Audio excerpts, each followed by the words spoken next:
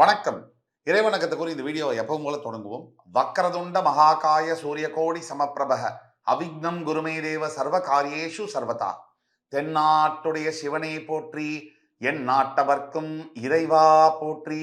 என் அன்புமிக்க விருச்சிக ராசி நேயர்களே, வருகின்ற புத்தாண்டு 2024ஆம் வருடம் பலன்கள் எப்படி இருக்கும் அப்படிங்கிறத பற்றி தான் இந்த வீடியோவில் பார்க்க போகிறோம். முதல்ல இது வரைக்கும் நீங்கள் என்ன பார்த்துட்டு இருக்கீங்க லைஃப்பில், வாழ்க்கையில் என்ன நடக்குது, உங்களுக்கு நம்பிக்கை வைக்க முடியுமா? நம்பிக்கை இழந்த பல லட்சம் விருச்சிக ராசி நேயர்களுக்கு இந்த காணொளி என்பது அர்ப்பணம்.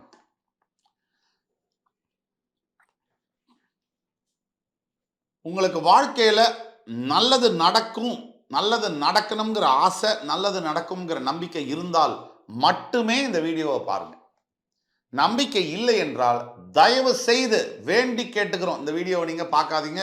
இந்த வீடியோ உங்களுக்கு சேராது, அப்ளிகபிள் இல்லை. நம்பிக்கை வைத்தவர்கள் நம்பினார் கெடுவதில்லை, இது 4 மறை தீர்ப்பு. அந்த முருகப்பெருமான் தன்னை நம்பி வரக்கூடிய யாரையும் கைவிடுவதில்லை. அப்படிப்பட்ட முருகப்பெருமான் உங்களுக்கு அடுத்த ஆண்டு எந்த பலன்களை கொடுக்க போகிறார், அதை பத்தி தான் பார்க்கணும். இதுவரைக்கும் விருச்சிக ராசி அன்பர்கள் வாழ்க்கையில நல்லதுன்னு ஒண்ணு நடக்கவே இல்லை அப்படின்னா பல லட்சம் விருச்சிக ராசி அன்பர்களுடைய வாழ்க்கையில நடக்கல. இந்த நாட்டை ஆளக்கூடிய பாரத பிரதமர் விருச்சிக ராசி, ஏன் அவருக்கு மட்டும் நல்லது நடக்குது? அப்ப எல்லோருக்கும் கெடுதல் நடக்கல. சில பேருக்கு நல்லது நடக்குது, சில பேருக்கு கெடுதல் நடக்குது. இது உங்க ராசிக்கு மட்டுமா? இல்லை விருச்சிக ராசி அன்பர்களே, 12 ராசிக்கும் உண்டு. ஒவ்வொரு மனிதன் இந்த வாழ்க்கையில ஜனனம் பிறந்ததிலிருந்து மரணம் வரைக்கும் ஏதோ ஒரு துன்பத்தை சந்திக்கிறான், ஏதோ ஒரு சவாலை சந்திக்கிறான், ஏதோ ஒரு எதிரியை சந்திக்கிறான். வாழ்க்கை எதிர்நீச்சல் போடாத மனிதரே கிடையாது. ஆனா விருச்சிக ராசிக்கு எப்படின்னா, சொல்றேன்னு தயவுசெய்து தப்பா நினைக்க வேண்டாம், எல்லாமே உங்களுக்கு மட்டும்தான் நடக்கிற மாதிரி உங்களுக்கு ஒரு எண்ணம். வேற எல்லாம் நல்லா இருக்காங்க, நான் மட்டும் தான் கெட்டு போயிட்டேன் அப்படின்னு உங்களுக்கு ஒரு எண்ணம். அவங்க போனாதான், அவங்கிட்ட பேசினாதான் அவன் படுற கஷ்டம், அவன் படுற துன்பம் என்னன்னு உங்களுக்கு தெரியும். எல்லோருக்கும் அவங்கவங்க படக்கூடிய கஷ்டம் பெருசுங்க. மன அழுத்தம் உங்களுக்கு அதிகமாக இருக்குன்னா அதுக்கு காரணம் உங்களுடைய ராசியில தான் சந்திர பகவான் நீச்சம் பெறுகிறார். சந்திரன் என்றால் மனம். அந்த நீச்சம் பெறக்கூடிய சந்திர பகவான், அந்த நீச்சம் பெறக்கூடிய சந்திரன் தான் மனம். அந்த மனமானது நொடிந்து போய்விடுகிறது. அப்ப எல்லா விருச்சிக ராசிக்காரர்களும் இப்படி. ஆனா பெரும்பாலான விருச்சிக ராசிக்காரர்களுக்கு தவறான எண்ணங்கள், நம்பிக்கை இல்லாத மனப்பாங்கு, கோபம் அடுத்தவரை ஒரு நெகட்டிவா கோபப்படுத்தக்கூடிய மாதிரி ஒரு இது, எல்லாத்த பத்தியும் வெறுப்பு. யாரை பார்த்தாலும் நல்லது இல்லை, எனக்கு எல்லாம் முடிஞ்சு போச்சு, கெட்டது, நெகட்டிவ், இந்த திங்கிங்ல இருந்து நீங்க முதல்ல வெளில வரலன்னா ஆண்டவனே வந்தா கூட உங்களை எப்படி காப்பாத்துறது? அந்த முருகப்பெருமானே கீழே இறங்கி வந்தாச்சு, உங்களுக்கு நல்லது செய்யணும்னு நினைக்கிறாரு. நீங்க ஒத்துழைக்காம அவர் எப்படி செய்ய முடியும்? ஆக எல்லாத்துலேருந்து நீங்க மீண்டு வரணும்னு சொன்னா அதுக்கு ஒரே வழி, முதல்ல நீங்க நம்பணும் உங்களால முடியும்னு. கமெண்ட்ஸ்ல வர விருச்சிக ராசி அன்பர்கள், நான் என்ன கேட்கிறேன்னா, ஜோதிடத்து மேல எனக்கு நம்பிக்கை இல்லை. தம்ப்நெயில் என்ன நாங்க என்ன டான்ஸ் போடுறோம், நான் போட்டிருக்கோம், அந்த தம்ப்நெயில பார்த்துட்டு இந்த வீடியோக்குள்ள ஏன் வரீங்க? எனக்கு கடவுள் மேல நம்பிக்கை இல்லை, உனக்கு இங்க என்ன வேலை? ஜோதிடமே போய் கமெண்ட்ஸ்ல. தம்ப்நெயில நாங்க என்ன கரகாட்டம் போடுறோம், நான் போட்டிருக்கோம். ஏன் நீங்க உள்ள வரீங்க? கடவுள் நம்பிக்கை இருந்தா மட்டும் வந்தா போதும். உங்களுக்கு கடவுள் நம்பிக்கை இல்லைன்னா வேற எங்கேயாவது போங்க. நீங்க நம்பிக்கை இருக்கிறவங்களையும் நீங்க கிடைக்க வேண்டிய அவசியம் இல்லை. நீங்களாம் பெரிய ஆளு. ஏன்னா ஒரு மொபைல் ஃபோன் இருக்கு, அந்த மொபைல் ஃபோனை ரா மெட்டீரியலை ஒரு இடத்துல இருந்து பல இடத்துல இருந்து வாங்கி ஒரு ஐஃபோனை அசெம்பிள் பண்ணி அதை ஒருத்தர் டிஸ்பேட்ச் பண்ணி, ஒருத்தர் டிஸ்ட்ரிபியூட் பண்ணி, ஒருத்தர் சேல்ஸ் பண்ணாதான் நம்ம கைக்கு ஃபோன் வருது. அப்ப யாரோ ஒருத்தர் அந்த ஃபோனை வந்து கிரியேட் பண்றாங்க. அந்த ஃபோனை வந்து உற்பத்தி பண்ணாம அது எப்படி வரும்? அப்ப without a creator how there can be a creation? படைப்பாளி இல்லாம படைப்பு எப்படி வரும்? இந்த கடவுள் மேல நம்பிக்கை இல்லாதவங்களுக்கு நான் உங்களுக்கு கேட்கணும், ரொம்ப அவசியமான கேள்வி. நான் வந்து சப்ஜெக்ட் விட்டு மாறி போறேன்னு நினைக்க வேண்டாம், ரொம்ப அவசியம் இந்த சப்ஜெக்டுக்கு இது. அதுவும் விருச்சிக ராசி அன்பர்களான உங்களுக்கு ரொம்ப அவசியம். கடவுள் நம்பிக்கை இல்லை, சரி ஒத்துக்கிறேன். படைப்பாளி இல்லாமல் படைப்பு இருக்க முடியாது. இப்ப வானத்தை படைச்சது நீங்களா? காடு மலை கடல் எல்லாம் படைச்சது நீங்களா? இல்ல இதெல்லாம் ஜீபூம்பான்னு தானா உருவாச்சா? லாஜிக் வேணும்ல. ஓ ஒரு ஒரு வாட்ச் இருக்கு, ஒரு ஒரு ஒரு செயின் இருக்குன்னு சொன்னா அதை படைச்சாதானே வர முடியும். திடீர்னு எப்படி உருவாகும்? இத்தனையும் படைச்சதுன்னா உடனே சயின்ஸும்பீங்க. இந்த பகுத்தறிவாளர்களுக்கு என்னுடைய வேண்டுகோள், அறிவு என்பது ஒன்றுதான். அதுல பகுத்தறிவு, தொகுத்தறிவு, வெகுத்தறிவு எல்லாம் கிடையாது. இந்த எல்லா பகுத்தறிவாளர்களுக்கும் என்னுடைய வேண்டுகோள், கல்லுக்கு மாலை போட்டா பகுத்தறிவுன்னு சொல்றீங்க, ஆனா நீங்க இறந்து போனவரோட சிலைக்கு மாலை போடுறீங்க. அந்த சிலை என்ன பூவை மோந்தா பாக்குது? அப்ப இது என்ன பகுத்தறிவு?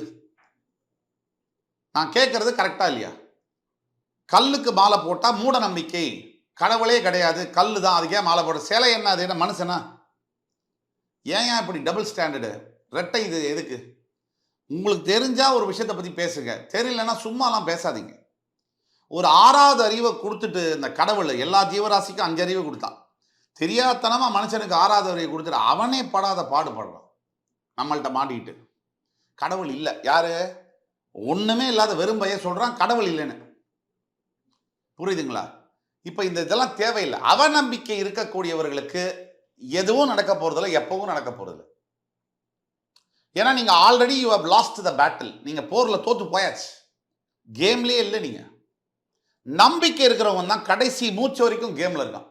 வாழ்க்கை என்பது வெற்றியையோ தோல்வியோ சார்ந்ததல்ல. அந்த வாழ்க்கைங்கிற கேமை நீங்க ஆடிக்கிட்டே இருக்கணும், அதுதான் சார்ந்தது. உங்களோட கடைசி மூச்சு வரைக்கும் ஆடிக்கிட்டே இருக்கணும். ஆக விருச்சிக ராசி அன்பர்கள் தோல்வியை கண்டு தோழ வேண்டிய அவசியம் இல்லை. கடந்த வாழ்க்கையில் எல்லாவற்றையும் நீங்க இழந்திருக்கலாம், தவறில்லை. நீங்க இழந்ததுக்கு மேல 10 மடங்கு பெற முடியுங்கிற எண்ணம் மட்டும் உங்களுக்கு இருக்கணும், அதுதான் முக்கியம். உங்களை விட பெருமடங்கு இழந்தவர்கள் பெரிய அளவுக்கு சாதிச்சிருக்காங்க. எதையுமே இழக்காம எதையும் சாதிக்கவும் முடியாது. ஆக விருச்சிக ராசி வருகின்ற புத்தாண்டுல 2 முக்கிய நிகழ்வுகளை உங்களுக்கு நான் கனெக்ட் பண்றேன். ஒன்று குருவுடைய பயிற்சி, ஏப்ரல் 5, 2024 நடக்கக்கூடிய குரு பயிற்சி மேஷராசியிலிருந்து உங்களுடைய 7ஆம் இடம் என்று சொல்லக்கூடிய ரிஷபராசிக்கு வரப்போறார். அதே மாதிரி சனி பகவான் ஜூன் முதல் நவம்பர் வரை வக்ரகதியிலிருந்து அதே கும்பராசியில் நேர்கதி நவம்பர் மாதம் நேர்கதி அடைகிறார். இது ரெண்டுமே முதல்ல குரு பயிற்சியை எடுத்துக்குவோம். 6ஆம் இடத்தில் உங்க பஞ்சமஸ்தானாதிபதி மறைஞ்சிருந்தார், அவர் 7ஆம் இடத்துக்கு வந்தா எவ்வளவு பெரிய யோகம்.